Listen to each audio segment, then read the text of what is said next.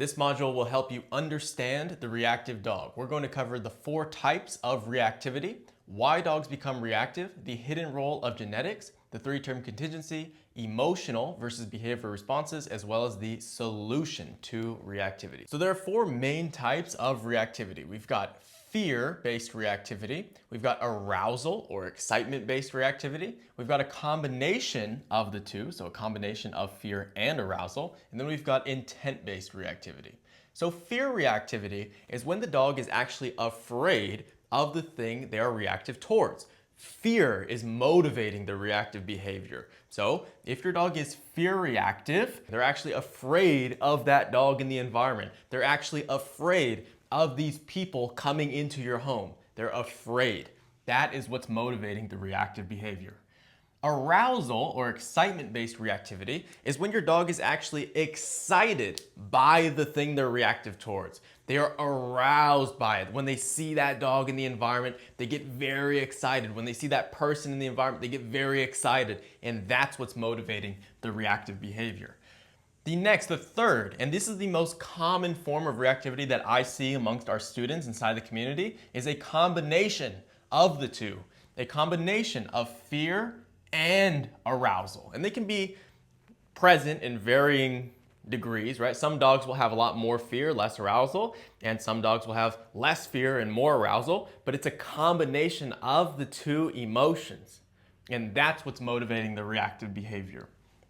And the last and the least common form of reactivity is intent-based reactivity. So your dog is offering reactive behavior towards the thing in the environment and they actually want to do something. They actually want to go and fight that dog. They actually want to go and bite that person. They want to go and kill that squirrel. You see, the dog has intent behind their behavior. So now let's talk about how to distinguish these 4 from one another and how to determine what type of reactivity your dog has. The video you're watching right now was taken directly from our reactivity course inside of our elite community, where we not only help you eliminate your dog's reactive behavior, but we also help you get them off-leash trained. Just like TJ, whose dog started out reactive towards other dogs, and now she can walk him off-leash anywhere, even past other dogs. Or just like Rachel, who was about to rehome one of her dogs, and now she can walk them both off-leash together, even past other reactive dogs. Our elite members get access to all of our step-by-step video lessons just like this one. They get direct access to me for personalized feedback whenever you get stuck, you have a question, you need help, you have direct access to me as you work through the training. And you get access to our community of elite members who are all trying to achieve the same goals. If you're interested, the link is in the description. So the fear reactive dogs, as I mentioned, they are afraid of the thing they're reactive towards. Your dog has learned that they can put on this big bluff behavior, this big show. If I bark and lunge and growl at this other dog or this person coming into the house, they stay away. I stay safe. I create space between myself and the thing I'm afraid of. You see, it's a behavior that is motivated by fear to create avoidance. They are wanting to avoid. They don't want to fight the other dog in the environment they're afraid of. They don't want to bite this person. They're afraid of them. They want to avoid engaging with them. You see? And they've learned they can put on this big show and that thing they're afraid of stays away. That is the fear reactive dog. If you have a fear reactive dog, you can see it in their behavior. So when you have guests coming into the house, if they're fear reactive towards people, your dog might be barking woo, woo, woo, woo, woo, woo, at the guest coming through the door, right?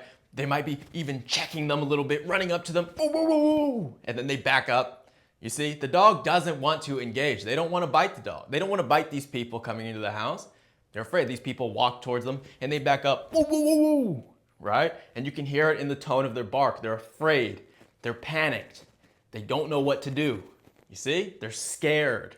And you can see that in the body language of the dog. If your dog is fear reactive towards other dogs, you have to pay close attention, right? Your dog might be lunging at the end of the leash, barking at the other dog, whoa, whoa, whoa, whoa, whoa, whoa, whoa, whoa, right? But you see the dog might take some steps back, right? Might go a little forward and then take some steps back. You see, the dog is afraid of the dog they're reactive towards. They don't want to fight. They're not actually aggressive. They want to make space between themselves and the other dog in the environment. Now for the arousal or excitement-based reactive dogs, these dogs are much more forward on the leash. They want to get to that other dog. They really want to. They want to go over there. They want to sniff. They want to say hi. They want to play with this dog. They're much more forward on the leash. They're pulling towards them. They're barking because they're frustrated. You know, they want to go see that person really, really bad, right? So they're much more forward in their behavior. But since they can't get to the thing in the environment, they become frustrated. And that frustration comes out in the barking. Right? Your dog sees that dog in the environment. Your dog might be very friendly with other dogs, but because he's on a leash, he's held back, he's frustrated, he wants to get to that thing, but he can't. He sees the dog running around in the environment. He's frustrated. He's frustrated. That leash is holding him back. He is blocked. And that frustration comes out in the reactive behavior. These dogs are much more forward on the leash. They're much more excited by the presence of the other dog or that person in the environment. They want to get to it, but they can't. Their barking is sharper, it's faster. They're trying to get to it, but they can't though.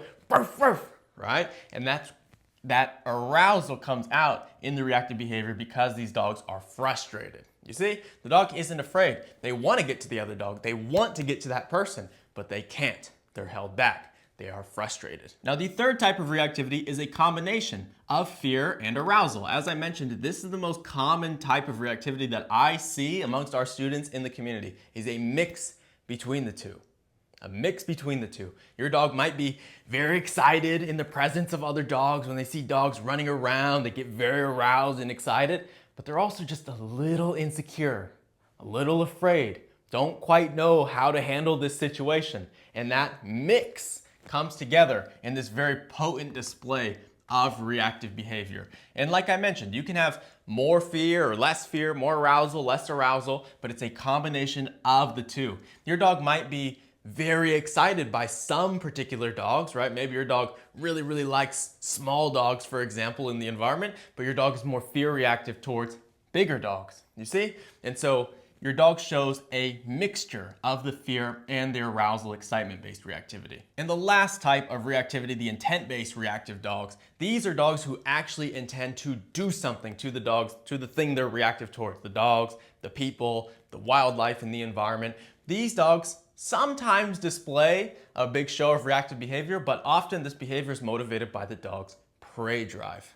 You see, the dog's prey drive. And oftentimes when the dog is in prey drive, they're not offering this big, loud display of reactive behavior. Oftentimes these dogs here, it's the fixating, it's the stalking, it's the slow walk-ups, it's maybe the low pitch growling, slow movements towards the thing. You see? So sometimes these dogs can be quite sneaky in their reactive behavior. Not all dogs, some dogs can show a big display, but oftentimes these dogs are more discreet. So those are the 4 types of reactive dogs. Now, you should probably have a decent idea of what type of reactivity your dog's behavior falls under. Are they more fear-based?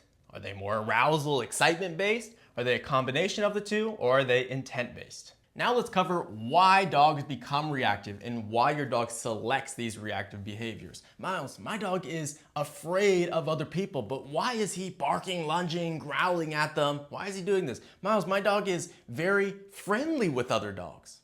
You know, I've taken him to puppy playtime classes every day for a year straight. Why, out on the walk, he's all reactive towards other dogs. He's barking, lunging, growling. Why is he doing this? Why is he doing it? Where does that reactive behavior come from? And we've already touched on it a bit. But just to break down why, we've got avoidance. So your dog is afraid, actually wants to avoid the thing they're reactive towards. They're doing this behavior to create space between themselves and the things they're afraid of. They learn that this behavior is successful. We've got frustration. So your dog may be very friendly with other dogs, very friendly with other people, very open, very social, wants to interact, wants to play with other dogs, but when he's held back on that leash, he gets frustrated. He wants to get to that thing, but he can't get to it. So he's frustrated, and that frustration comes out in the reactive behavior. This can also be the case too if the dog is blocked physically by something. So your dog is blocked by the fence, for example, right? You've got a fence in your yard. Your dog loves to play with other dogs, and he sees that dog and he gets frustrated. He wants to interact, but he can't. See, he is blocked, and it comes out in the reactive behavior. We've got self-reinforcing, all right? This is a big one, guys. This is a big one that a lot of people overlook, right? These sort of make sense. It's like, okay, my dog is actually wants to avoid the thing they're afraid of. Okay, makes sense. He's afraid. All right, okay, my dog is frustrated. Okay, makes sense. But what is this self-reinforcing? Well, oftentimes with reactive dogs, what you see is their behavior initially may have been motivated by fear or excitement, frustration, but over time, through repetitions, the act of reacting itself becomes self-reinforcing. Your dog starts to enjoy the act of reacting. They enjoy it. They like it. You see? Your dog is very excited and wants to go say hi to that dog, but they get frustrated at some point, right? They want to go say hi, they bark, they can't get to him, and you leave. And you do this again and again and again and again. You never let your dog interact with that dog or that person when they're showing that reactive behavior. So why does it continue? Why does the dog keep performing that behavior? It's because it's reinforced in some way. In the behavior, it becomes self-reinforcing. Your dog enjoys that. They enjoy seeing that dog in the environment. Oh, there's a dog. Right? Lunging at that dog, pulling at that dog. They enjoy that process. If you let your dog go say hi, there'd be nothing. They'd be quiet, they'd start playing, whatever. You see? The act of reacting itself becomes self-reinforcing. This is also the case with, let's say you have a dog who's reactive to the mailman when he comes to deliver a package at your front door. At first, the behavior might be motivated by fear. What is this strange person coming into our territory? What is this? Sees them through the window. Whoa, whoa, whoa, whoa, whoa. At the door, right? What does the mailman do? He drops the package off, he walks away. Whew. That behavior has just been negatively reinforced. See, the removal of the mailman increases the frequency of that reactive behavior. So at first, the behavior is motivated by fear, avoidance. But over time, through repetitions, your dog actually starts to enjoy reacting at that mailman. They hear the mailman come into your driveway. They hear the truck pull up. Oh, there's the mailman. Runs over to the window. Woo, woo, woo, woo, woo. You see, your dog starts to enjoy that. They enjoy it. They get something out of that. You see? And that's the big thing that a lot of people don't realize with reactive dogs. They think it's exclusively just fear. Oh, my dog is just afraid of this mailman. Not quite. Not quite. It can be the case sometimes, but most often not. Most often, a lot of reactive dogs end up enjoying this reactive display of behaviors becomes self-reinforcing. You see? And that's a very, very important point here.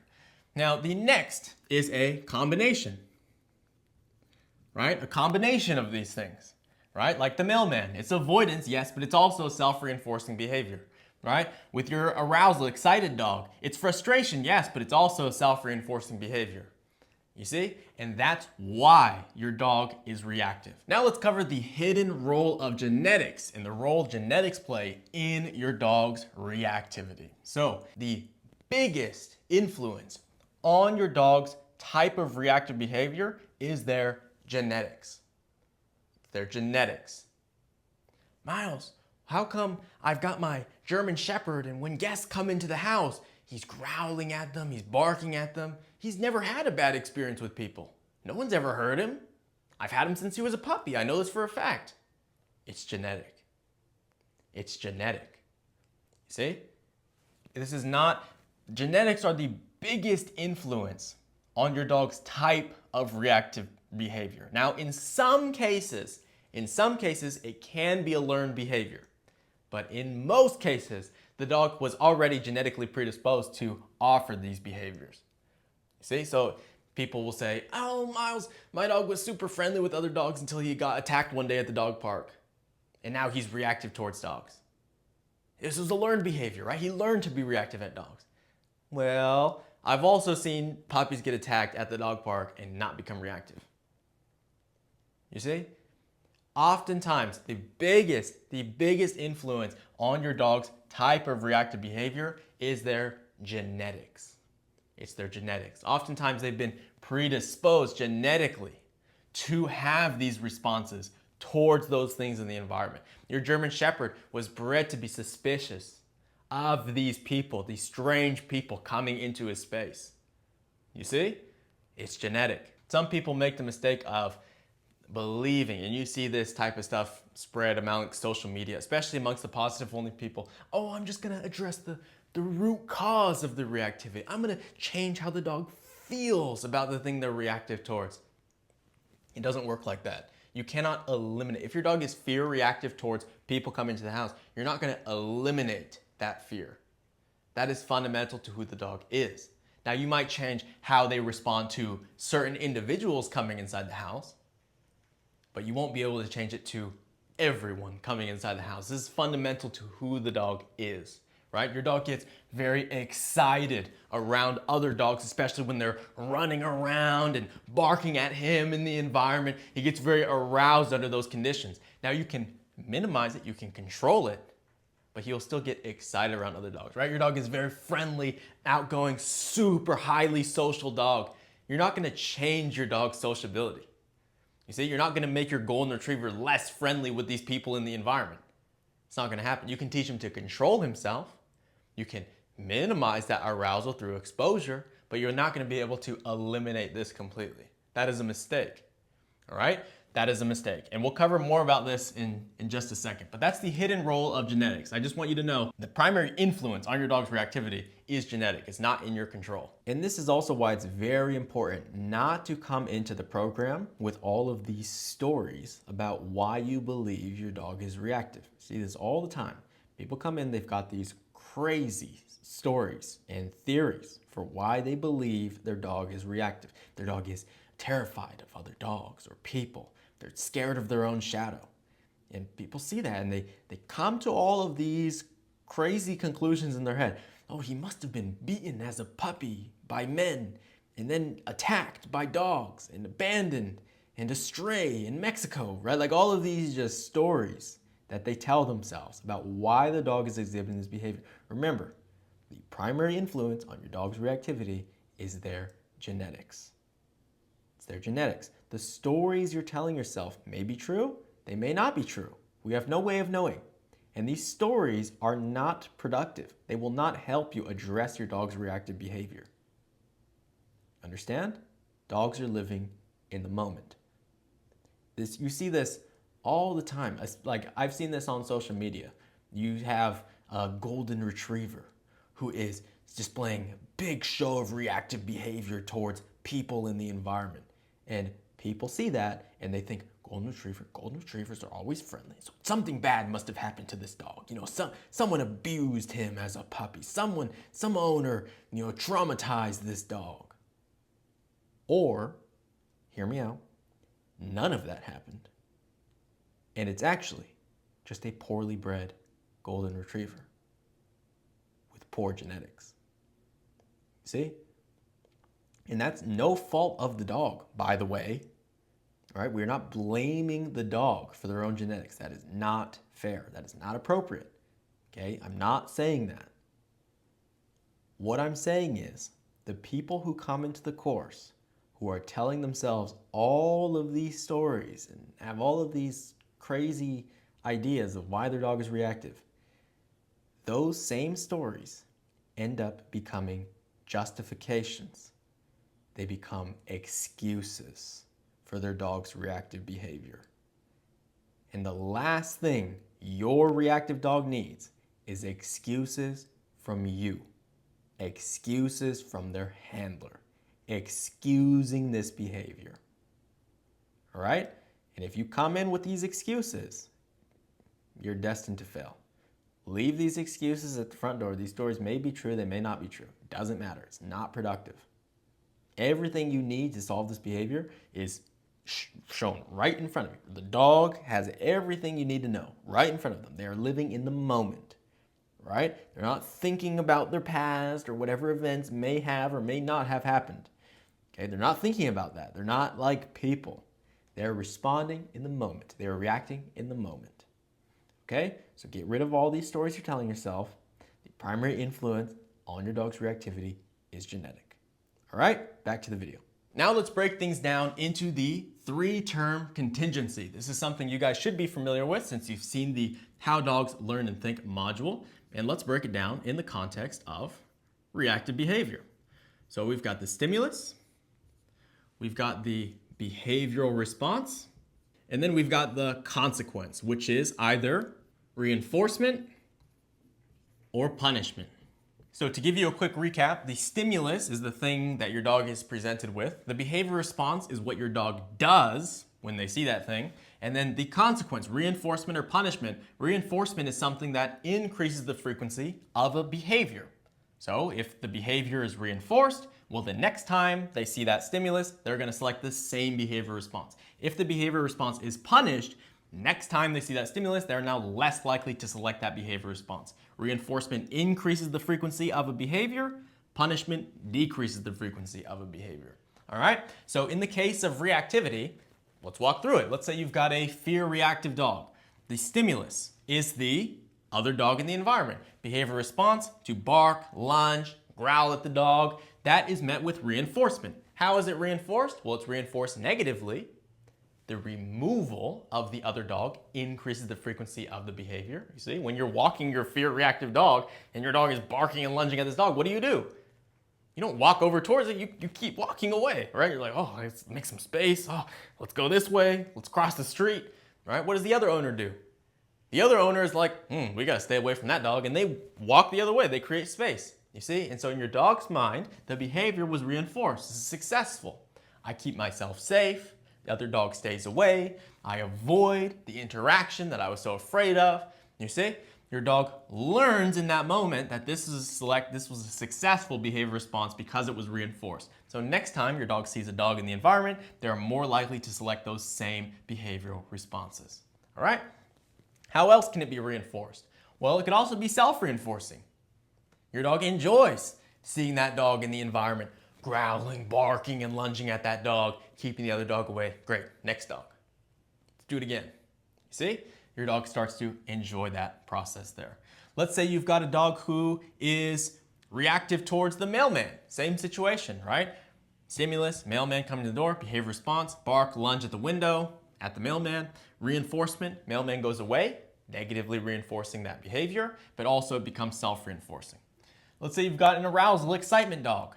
Stimulus, other dog in the environment, behavior response, lunging, growling, barking, not growling probably, barking, pulling towards the other dog in the environment. That is reinforced. It could be reinforced positively if you just let him drag you over to the dog and start playing, right? You added the other dog, increases the frequency of that behavior. But even if you didn't allow the interaction, it would still be reinforced because it's a self-reinforcing behavior.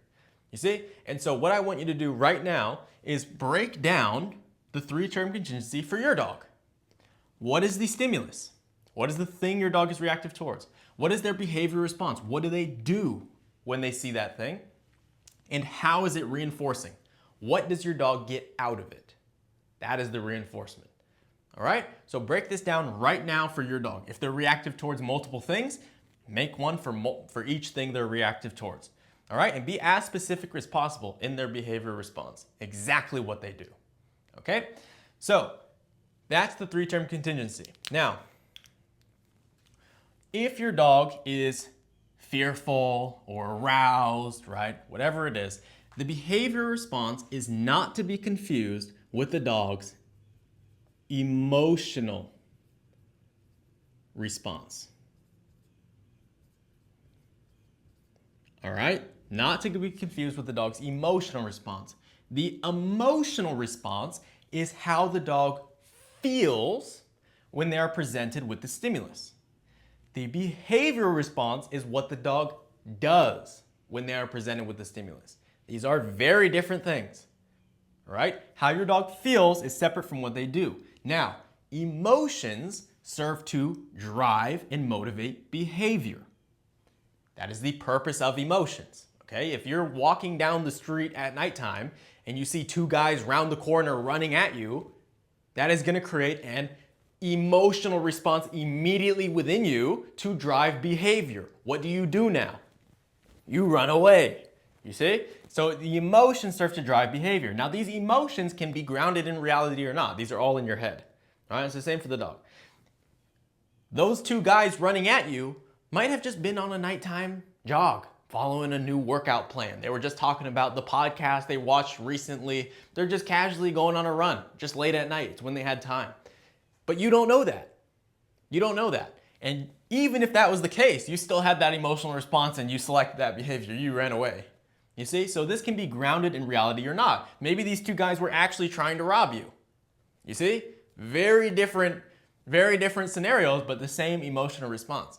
So this can be true or not. This is all in your head. And it's the same for the dog.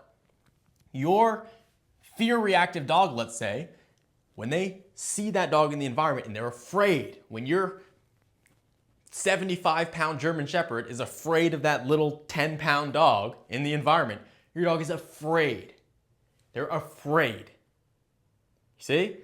Your dog doesn't understand. Listen, bro, there's nothing that dog could do to you. There's nothing. Nothing that dog could do to hurt you. Right? That dog is on a leash. They are 10 pounds. Like, there's nothing they could do to you. Your dog doesn't understand that. They are having a fear response. You see, your dog is afraid for their life. When your mother-in-law comes in the house that they haven't seen, your grandma comes into the house to visit, and your dog sees them and they get all afraid, your dog doesn't understand your grandma or your mother-in-law isn't a threat. They don't understand that. They are afraid for their lives. Understand? It doesn't have to be real or not. This is how your dog perceives the stimulus. This is how they feel. Okay? Now, here's a mistake many people make. And I touched on this a bit earlier when I was talking about the root causes. Many people try to address the dog's emotional state. And you see many trainers online, especially the force-free people, talking about this. I'm going to change how the dog feels. I'm going to change. He's afraid of the thing he's reactive towards. I'm going to build a positive association with the thing he's afraid of. And then I'm going to eliminate the reactivity. Here's the thing, guys. You cannot directly change the dog's emotional response because you cannot punish or reinforce emotions. You can only punish or reinforce behaviors, what the dog does. If you want to change the dog's emotional response towards the stimuli, you first change their behavior. You first change what they do. Then you can slowly change how they feel. See? You do not change how they feel and then change their behavior. It's one of those things where it sounds nice, like, yeah, I'm going to change how they feel, and then I'll be able to change their behavior. It sounds nice in theory, but when you think about it, this isn't even how it works for people. So how the fuck could it work for dogs? If you're afraid of something, we had a really good example from one of our students inside the community. He had a fear-reactive German Shepherd, and he took his dog through the system and was very successful with it. And he drew many parallels with his dog's fear reactivity as he did with his own fear of heights. So he explained he was afraid of heights for his whole entire life, and he decided that this year he was going to conquer his fear of heights, and so he deliberately signed up for a membership at a climbing gym to overcome this fear of heights. And he explained what he did and what the process was like. And what he did was he first had changed his behavior. So he would climb up the wall, and when he got to that point where he looks down and he has that emotional response, it's involuntary. He doesn't choose to have it. His brain is having it on its own. When he has that emotional response, he doesn't engage in a behavior that reinforces, that is motivated by that fear response. You see? So if he looked down and felt that fear, the natural behavior response to do that's motivated by the fear would be to go down immediately. Right? Okay, this is high enough. I'm going to go down. You see? And now you've reinforced a behavior that was motivated by fear. That would not fix the fear of heights. That would make the fear of heights worse. You see? what he did was when he looked down, felt that involuntary emotional response, right? Shortness of breath, panic, increased heart rate. He would deliberately go 1 higher, 2 higher, and then he would go down. You see? And so he would deliberately override this fear response, behave in a way that was not motivated by fear. That behavior would be reinforced because he gets to the top, ooh, got it. Then he gets down, right? Oof, man, that was not, like I beat that one, overcame that obstacle, you see? And he would do it again and get higher and higher and higher and higher until he was able to get to the top without that big emotional response. You see? And over time, through repetitions, your body starts letting go of that big emotional response because it's unproductive. You don't get anything from it. There's nothing to gain by having that big panicked emotional response at the top. There's nothing to gain. We still have ways to go. You see? And you start to learn over time. Your body starts to learn over time. Oh, there's nothing to worry about here. I'm not going to die in this situation. We've done this we've done this so many times. Nothing bad ever happens. You see? Why are we still having this emotional response? It's unproductive at this point. You see? You first change your behavior and then the emotional response follows. Understand? This is how we change behavior in people, right? You're not going to sit in a room, I'm going to get over my fear of heights just in my room alone, sitting at my desk. It doesn't work like that. I'm going to meditate my fear of heights away from me. It doesn't work like that. You first change your behavior, then your emotions follow. It's the same with dogs. You first change their behavior and their emotions follow. Okay? It's a mistake to think that you can change this without changing this. So that is the 3-term contingency. And that is also the difference between emotional responses versus behavioral responses. Now, let's talk about the solution to reactive behavior. Now, in looking at this, you can probably see now, you can see your reactive behavior outlined, your dog's reactive behavior outlined here, and you can also probably see why your dog has continued to react despite what you've been trying to do. Now, in the case of your reactive dog at home, they are presented with a stimulus, and your dog has learned through many repetitions that behavior 1 is very reinforcing, right? This is how they behave to the stimulus. Let's call behavior 1 their reactive behavior. This is their barking, their lunging, their growling, all of their reactive behavior. Let's just call that behavior 1 for simplicity's sake. They've learned through many repetitions that behavior 1 leads to reinforcement. All right? This behavior is incredibly reinforcing to the dog. They create avoidance, it is self-reinforcing, you name it, okay? Behavior 1 leads to reinforcement. I need you to understand, this is the only way your dog knows how to respond to the stimulus. It's the only way, okay? Now, you have to remember, your dog learns through consequences. Your dog doesn't know that behavior 1 is a bad behavior and it's an unacceptable behavior and this is inappropriate and now you can't take them to the park and on walks. Like, they don't know that. They're animals. They're doing what they think is the best thing to do in the moment. They're reacting, okay? And they're selecting behaviors that lead to reinforcement. This is all animals do. They continue doing things that are reinforcing and they stop doing things that are punishing. So if behavior 1 is always reinforced, they're going to continue to do it, okay? So you can probably see where I'm going with this.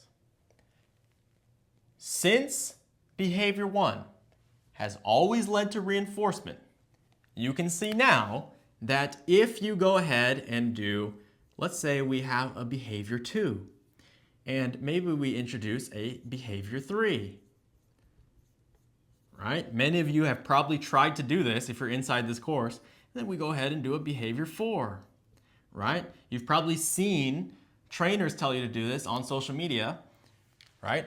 when your dog, we're gonna start out really far away. And when your dog sees that dog in the environment, we're gonna mark and reward this behavior. When your dog looks at the dog and looks up at you, we're gonna reward that behavior. We're gonna work on our recalls off of dogs. We're gonna work on our whatever it is. You're reinforcing all of these other behaviors. And that's fine, right? So these behaviors all lead to what?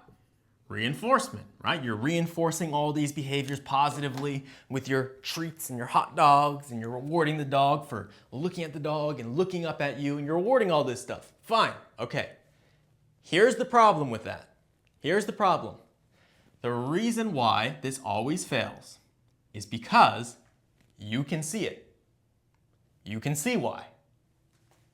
Sure, behavior 2, 3, and 4 lead to reinforcement. Great. But your dog's behavior 1 still leads to reinforcement. So your dog is going to select whatever behavior is most reinforcing. Understand?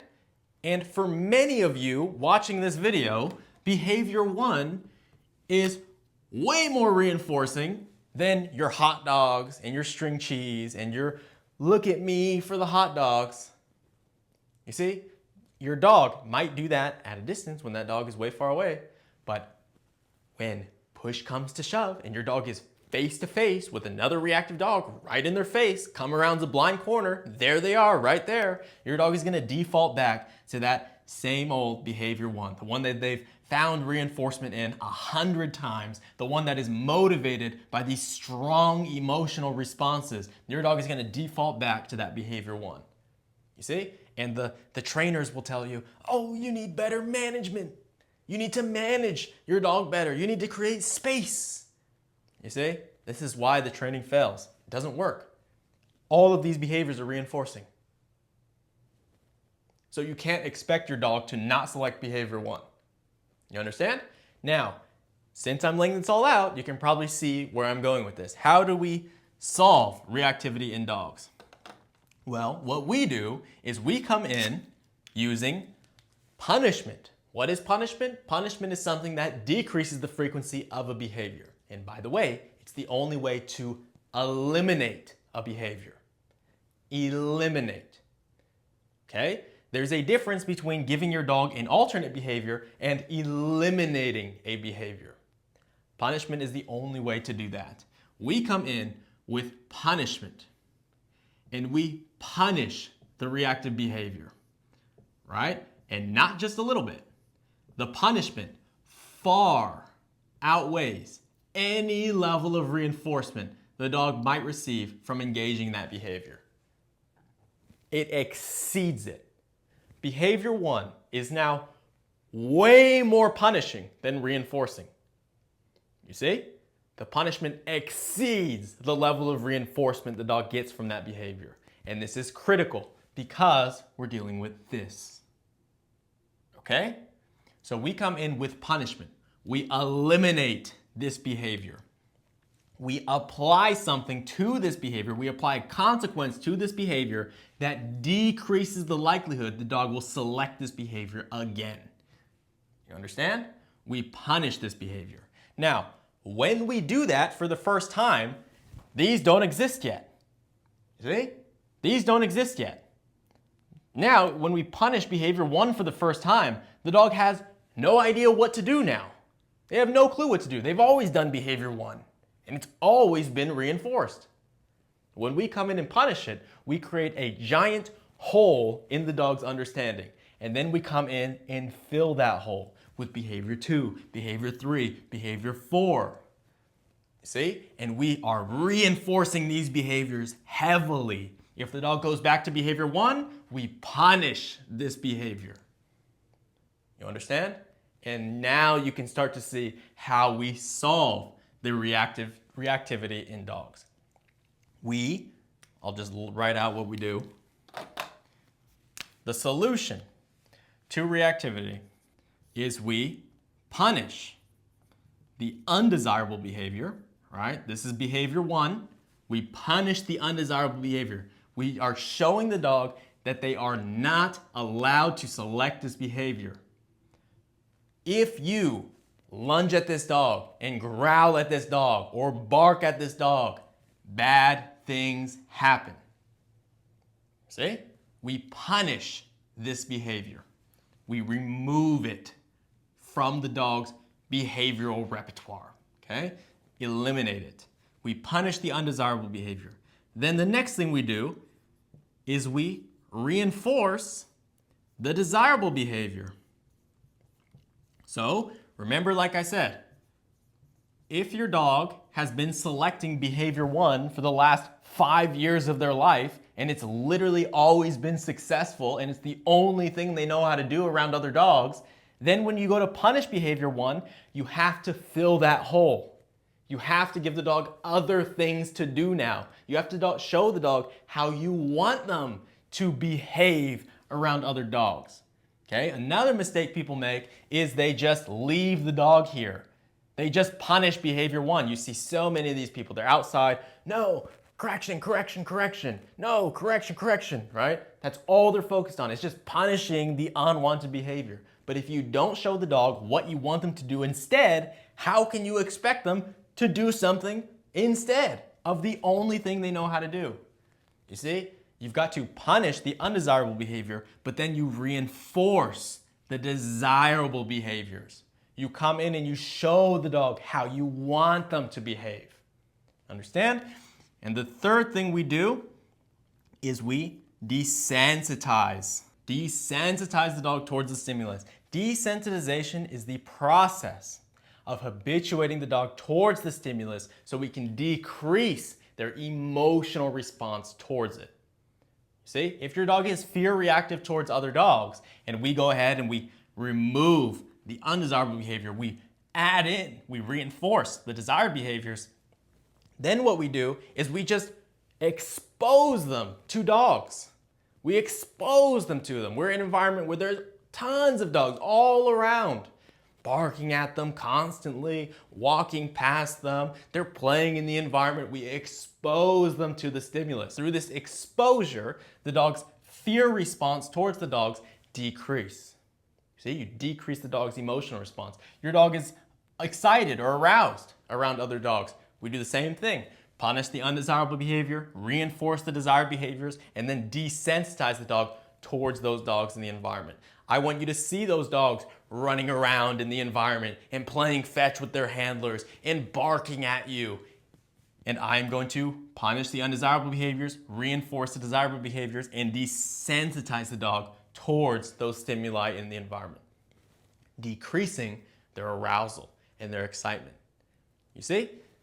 Desensitization is how we decrease the dog's emotional response. On a side note, this is also why it's critical that you eliminate all unproductive social interactions with other dogs and with people. Okay? If your dog is fear reactive towards other dogs, they have a negative association towards other dogs. If your dog is excitement, arousal-based reactive towards other dogs, they have a positive association with other dogs. Okay? And I'm guessing, since you're in this program, since you're training, you would like a neutral association. You would like your dog to just walk past other dogs without worrying about it, right? You would like them to just walk past other people, right? They're just people in the environment. No big deal. Just people, just a dog. Not a big deal. If that's what you want, you must create a neutral association. And the first step of doing that is eliminating all unproductive social interactions. So your excitement-based reactive dog, your aroused dog, stop taking them to dog parks. Stop taking them to daycare. They don't need that. Stop having these puppy play dates at the park at 5:30 p.m. every day at the neighborhood. Stop allowing this. Stop allowing your dog to engage with other dogs and people out on the walk. Stop that. And for your fear reactive dog, stop forcing social interactions, the thing that makes them afraid. Stop forcing them to go at the dog park. The other day I was at the dog park training with Arrow, right? Outside of the dog park, not inside, outside of the dog park. And I saw the saddest thing ever. There was this dog hanging out by the gate of the dog park with its tail tucked, fucking terrified of being in there. And every time someone tried to come in, it tried to go out. Now it had one of those 2-gate situations, all right? And so it would, when they tried to open that second gate to come in, people were coming in, that dog tried to come out and its owner was there trying to, it's okay, come on, let's go play, right? Trying to get her over and stuff. And that dog was fucking terrified, all right? Do not force your fear reactive dog into these situations. Do not do that. If you do that, you will destroy your relationship. Destroy it. You are putting in your dog into a situation they perceive as dangerous. Understand? Same goes for inside the house. You have a fear reactive dog towards people inside the house. Stop allowing your guests to come up to the dog. Stop allowing people on the walks. Oh my gosh, can I pet your dog? Reach. Don't allow this. Stop allowing your dog to interact with these other dogs. Stop allowing other dogs to just come up in your dog's business on the walks. Stop this, all right? It's not productive in either case. Stop all unproductive social interactions right now, today, after watching this video. No dog parks, no daycares, no playtime at 5:30 p.m. at the park, no on-leash greetings with other dogs and people out on the walk. Your dog doesn't need to engage with these things in the environment. There is no point. There is literally nothing productive you're gonna get from it. Nothing. In fact, it is counterproductive. It is counterproductive. You are literally working against your goal, okay? So stop doing this today. Stop all unproductive social interactions with other dogs and with people. All right, back to the video. And the fourth thing we do is we give the dog an outlet through play and obedience. All right, you must give the dog an outlet. You must show them, this behavior here, for many reactive dogs, they don't know anything except reacting. This is the only behavior that has led to reinforcement in the past. And when we come in and we remove this and we start adding these other behaviors, we now want to give the dog other things to do, other things to think about. We give the dog a job. You see? And we do this through play and through obedience. Obedience allows us to not only make the functional control and all the obedience, it also gives the dog a task to do, something to think about, something to concentrate and focus on while they're outside around these things in the environment. Play gives the dog an outlet for all of that excitement and arousal. It builds their confidence if they're a fearful dog. You see, these things here, this last piece is essential. And this is why the reactivity course goes hand in hand with blueprint. In our play course, you see, they go together. They are not separate from one another. That's another mistake people make, is they just focus on, I'm only gonna punish the undesirable behaviors. Punish, punish, punish, punish, punish. I'm not gonna show the dog how I want them to behave. I'm not gonna desensitize the dog towards the stimulus. I'm not gonna give them an outlet or a job to do through play and obedience, and they wonder why they fail. You see, you have to have all of these pieces here if you want to change and fix the reactive dog. All right, so that is the solution at a high level. Now in the next video, we're gonna dive deep into the process and we'll go step by step on exactly what to do and give you tons of dogs examples. All right, I'll see you guys inside the next module.